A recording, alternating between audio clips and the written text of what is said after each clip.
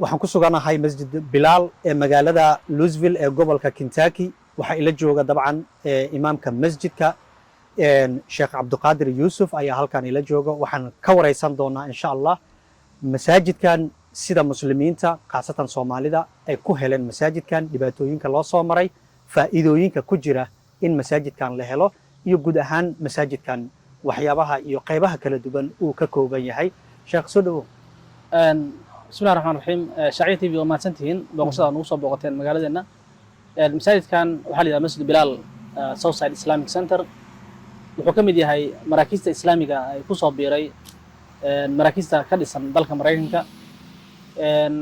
magaaladan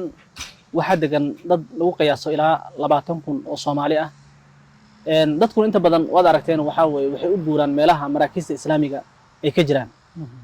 sida awgeed marka muddo 2 sano ka hor ayaanu meeshan Ilaahay subxaanahu wa ta'aala noo suurta galiyay marka horena waxay ahayd kaniisad Ilaahay baa ku mahadsan subxaanahu wa ta'aala maantana waa Masjid Bilaal Islamic Center meeshu waxay ka kooban tahay meelo fara badan hadafkeenu wuxuu ahaa annaga inaynu helno meel iskuul ah oo ilmaheenu inuu ku badbaadsano kaliya ma ahayn annagu focuskeena inaanu helno meel aan ku tukanno kaliya dadku way haystaa meel ay ku tukadaan laakiin maadaama wadankan ay ku soo kordheen waxyaalaha iskuulka laga dhigaad aragteen iyo ma garanaysaa waxyaalahan hadda soo kordhay waxaan door bidnay marka inaanu helno meel ilmaheena aanu ku tarbiyeyno saasana marka 2 sano ka hor ayaan meeshan furnay waxay ka kooban tahay meelo badan musallihii meesha lagu tukanayay intaanan u gudagelin waxyaabaha qaybaha ay ka kooban tahay inta masaajidkan aadan helin ka hor dhibaatada aad ku qabteen masaajid la'aanta intay gaaraysay walaal waagi hore intaanan meeshan aan helin community-gu 20,000 dhan waxay lahaayeen hal masaajid oo yar masaajidkan wuxuu ku yaalay area wastiga ah ama aad u fog meel u fog ku yaalay dadkeenuna waxa way dad guura maadaama ay yihiin apartmentyada ay degan yihiin iyo xaafadaha ay degan yihiin wuxuu u batay soodka sida awgeed marka dadku waxay la cibaadeysan jireen masaajid kale oo walaalo carab ay leeyihiin dadkeena waad aragtay dhalinyarada iyo ilmaha inta badan waxay jecel yihiin inay iska falaadaan ciyaaraan marka caqabado badan baa xoga yimid masaajidadii dhibka ay ma garanaysaa u geysanayaan iyo in masaajidadii qaarkood ma garanaysaa wadaadadii ka dacwadaan saas awgeed marka waxaan door bidnay marka intaan magaalada ka guuri lahayn oo magaalooyin kale aan u guuri lahayn inaan raadsano meel markaas ah oo ilmaheena aynu ku badbaadsano taasa marka waxaynu u kaliftay inaanu raadino meel weyn oo waasic ah oo wax kasta noo qaban karta ilmaheena ay ma garanaysaa ay ku noqon karaan maqsuud iyo meel ay ku faraxsan yihiin taasa marka noo kaliftay inaan meeshan aan helno okay fikradda ma Soomaalida guud ahaanteed ayay ka timid mise ruux gaar ah ayay ka timid sidee fikraddaas ku imaatay fikraddan walaal waxay ka timi waxay ka dhalatay baahida iyo caqabadaha ummadda haysta ayay ka dhalatay community-ga dhexdiisa ayayna ka timi inta badan waliba rag dhalinyaro ah oo magaalada degan ayaa waxay yiraahdeen waa inaan raadsano meel annaga aanu leenahay oo center weyn ah sidii baa marka halkaasana ka ambaqaadnay ilaahayna subxaanahu wa ta'aala meeshan weyn aad arkaysaan oo kaniisada ahayd ayaa ilaahay subxaanahu wa ta'aala nagu guuleeyay waxyaalaha cajaa'ibta leeda meeshan annagoo baadigoob ugu jirna meel weyn oo soodka ku taala oo meesha community uu degan yahay dhexdeeda ayaa galab maalin axad ah ayaan waxaan soo galnay kaniisadan oo lagu cibaadaysanayo oo gaaladu ay ku cibaadaysanayaan kadibna halkaas ayuu wada hadalkana ka bilowday inaan raadinayno meel iiba waxyaalaha la yaab kale meeshan marka hore iib ma aysan ahayn suuqna ma aysan ku jirin laakiin maadaama annaga gudaha aan u galnay annagoo baahin hayso baahi ay hayso ayaa waxaa dhacday marka inay ay yiraahdaan meeshan iib ma ahan laakiin maadaama ilmaha aad rabtaan inaad ku badbaadsataan waan idinka iibinaynaa sidii baa marka ayaanu ku iibsanay meesha yaa la hadlay oo u imaaday halkan meeshan qofka ugu horeeyay oo u imaaday ama meesha galay wuxuu ahaa aniga iyo wadaad kale oo xasan muun yiraahdo oo guddiga masaajid ka mid ah ayaa annagoo khamiisadeena wadana ayaan galnay meesha labadeena kali baan ahay marka ay nagu soo baxeen oo yiraahdeen maxaad rabtaan waxaan ku niri raalli ahaado waxaanu raadinaynaa meel iiba oo nolo soo tilmaamay raallina ahaado waan ka baxeenaa kadib bayna soo dhaweeyeen waxay nagu yiraahdeen soo dhawaada meeshan iib ma ahan waxayna weydiiyeen waxyaalaha aan u raadinayno waxaan u sheegnay inaan nahay community Soomaaliyeed magaaladan degan aad u ballaaran caruur badan haysta waxaanu rabnaa meel aan ilmaha aan ku tarbiyeysano meel aan ku cibaadaysano waxay nagu yiraahdeen meeshaan waxaan u furanay aan u dhisanay cibaado haddii idinka aad rabtaan inaad ku cibaadaysataan waan idinka iibinaynaa halkaasaa marka wada hadalkeenu ka bilowday kadibna waxay yidhaahdeen waxaan u baahannahay meeshaan qiimaheeda waxay ahayd 3,500,000 laakiin ilaahay baa subxaanahu watacaala noo fududeeyey waxayna naga codsadeen inaan lacag 800,000 aan siino oo keliya sidii baan guud ahaan sidii baan marka masaajidkii aan ku iibinay 800 ma wada bixiseen mise weli lacag ayaa la idinka rabaa walaalow aad ba u mahadsan tahay lacagtaa iyada ah annagu maanan heli karin marka hore iyaguna waxay naga codsadeen lacag wada socota oo kaasha walaalo ayaan ka codsannay inayna amaahiyaan lacag 800,000 walaalo ayaana amaahiyey oo na siiyey oo meesha noo iibiyey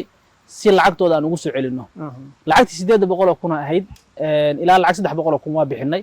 waxaana lagu leeyahay lacag 500,000 ah dadka magaalada degan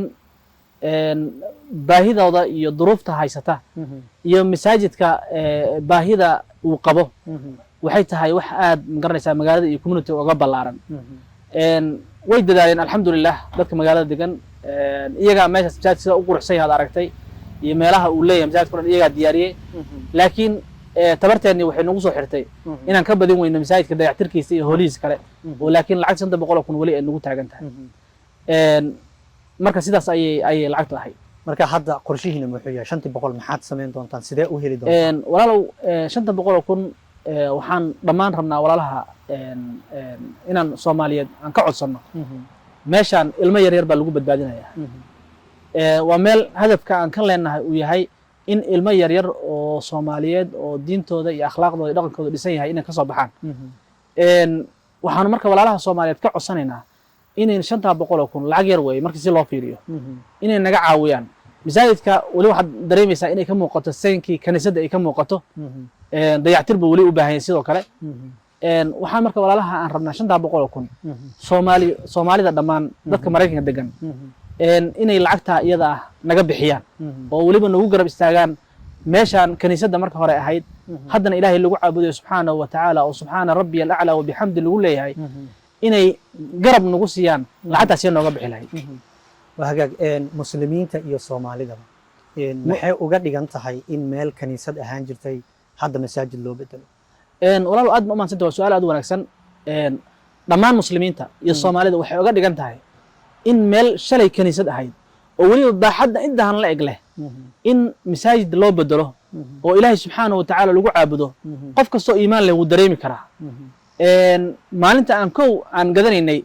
meel walba waxaa ku dhagnaa mucatab baa ku dhagnaa asnaam baa taalay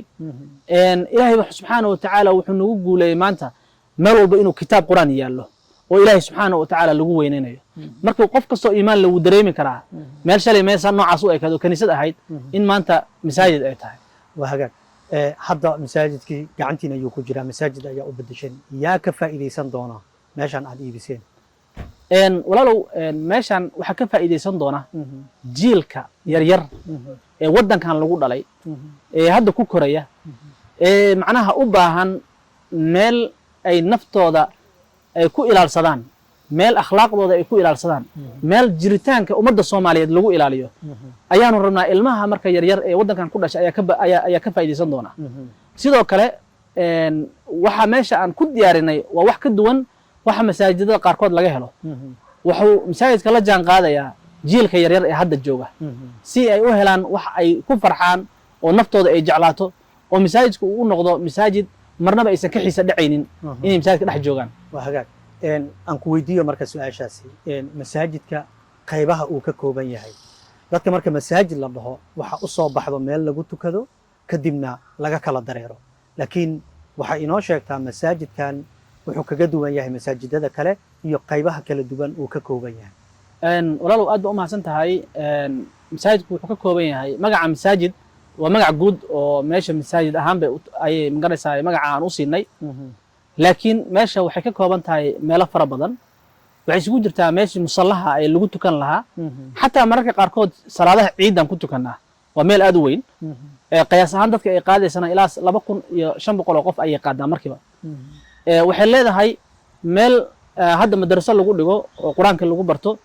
laakiin ilaa 12 galaas iyo musqulahoodii iyo wixii oo dhan leh oo aan rabno inaan iskuul ka dhigno waxay kaloo leedahay meel basketball lagu ciyaaro oo ilmaha ay ku ciyaaraan sidoo kale waxay leedahay meel cafeteria oo aan ugu talagalnay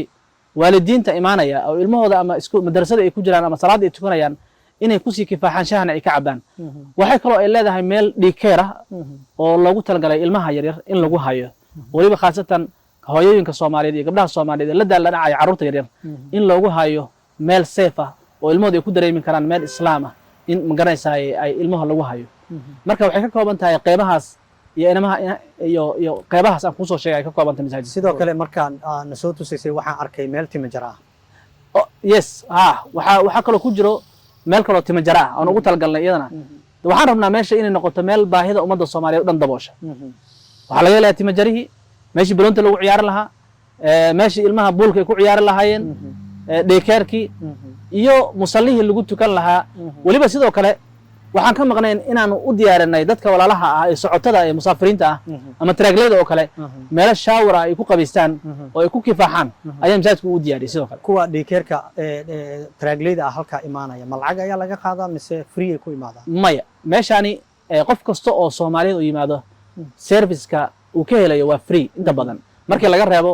waxyaalaha cafeteria iyo waxyaalaha nooca markii laga reebo inta kale waa free qabeysku waa free baakinadu waa free waxaanu leenahay dhammaan waxaan ugu talgalnay meeshan community-ga Soomaaliyeed baa iskale meeshan waxaan ugu talgalnay marka qof kasta oo Soomaaliya markuu yimaado inuu dareemo lahaansho inuu dareemo email u leeyahay Sheekh Cabdiqaadir in aad isku keentaan meel cafeteria shaah lagu cabo daycare timajaro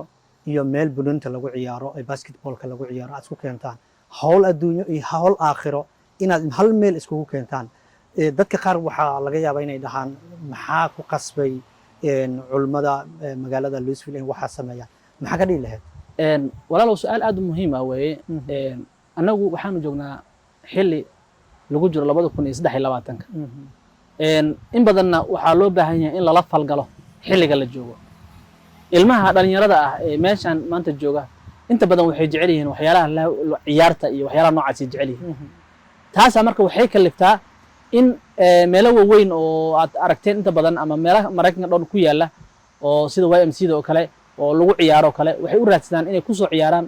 inay magaranaysaa waxyaalihii basketballku ay u aadaan waxa laga yaabaa meeshaas inay salaad isan ku tukanin marka waxaan ka fikirnaa marka annaga cunuga Soomaaliyeed inuu helo meel uu ku ciyaaro iyadoo salaad isa ka tagaynin inuu helo meel uu shaah ka cabo iyadoo meeshii uu community-giisa iyo bulshadiisa ku dhex jiro inuu helo meeshii timaha loogu jari lahaa isagoo aanan aadin meel kale oo timajara uusan aadin marka waxaan ka fikirnay oo inta badan aan ka fikirayna waxay ahayd jiilka yar hadda soo koraya iyo dhalinyarada xilligan taagan ayaanu ka fikiraynay marka waxaan la falgalaynay dhalinyaradeenna iyo jiilkeenna hadda soo kacay marka waxaad diidan tihiin in dhalinyarta ay bannaanka aadaan halka fasahaad ay kala kulmaan waxaad rabtaan inuu banooniga ciyaaro salaadii haddii la akhrimano hore uu ka galo oo tukado aad iyo aad waxa aan raadinayno hadafkeena uu ahaaba ugu weyn waxa weeye inaan salaada ilmaha ku ilaalino laana cunuga Soomaaliga ah isagoo ciyaaraya microphone-kii wuxuu ku xiran yahay meel walba ku xiran yahay microphone isagoo basketball-ka ciyaaraya ayaa aadan ku dalyeeraya isla markii wuxuu imaanayaa masaajidka isagoo cafeteria ku jira aadan ku yeeraya wuxuu tagayaa masaajidka timajara isagoo ku jiro aadankii uu maqlayaa masaajidku tagayaa hadafkeena marka wuxuu yahay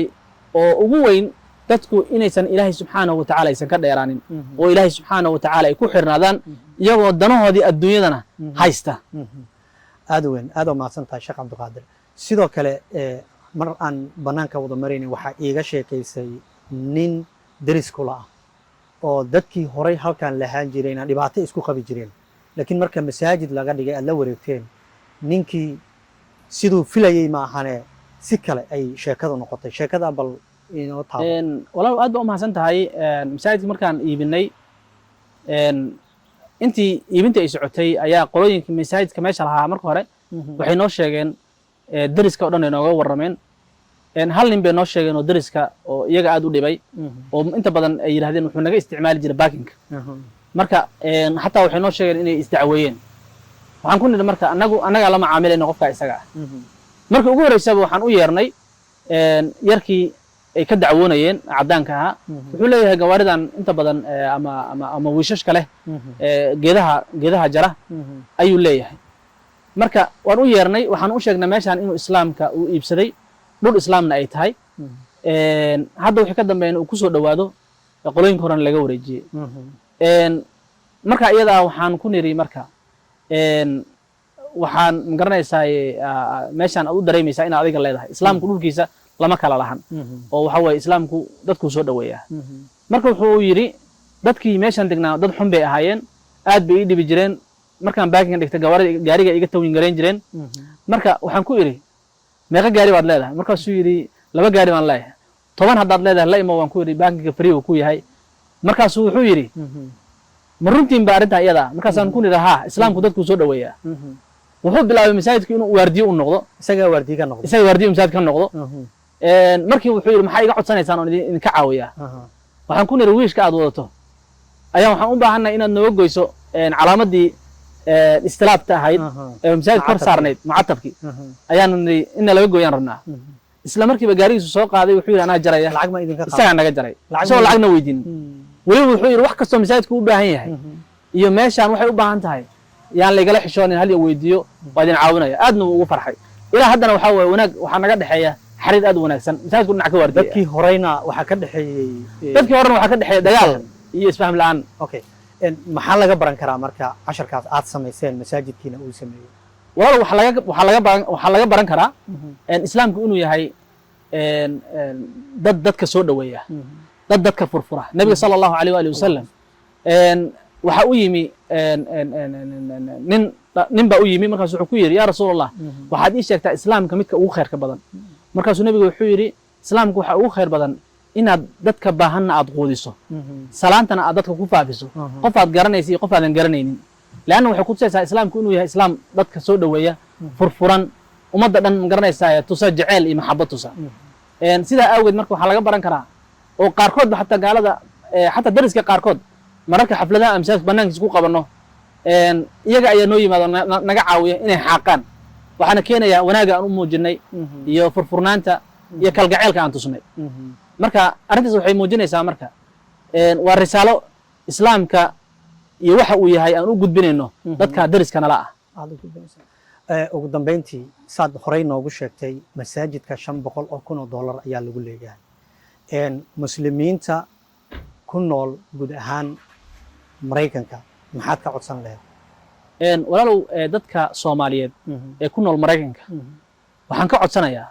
oo si naxariis leh uga codsanayaa oo si walaaltinimo ay ku jirto aan uga codsanaynaa dhammaan annagoo wada dhan communitiga Louisville degan waxay u baahan yihiin caawin